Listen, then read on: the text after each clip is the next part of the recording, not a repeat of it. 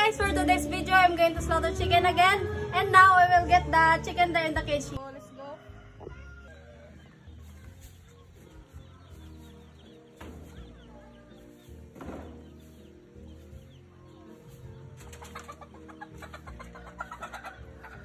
So, this is the chicken that I'm going to slaughter today, guys.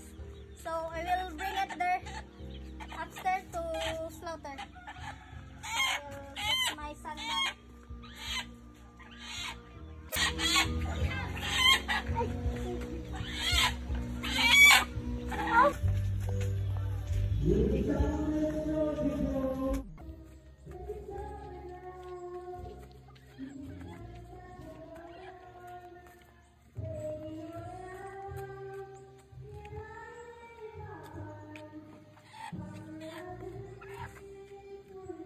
So now guys, this is the sandal that I'm going to wear.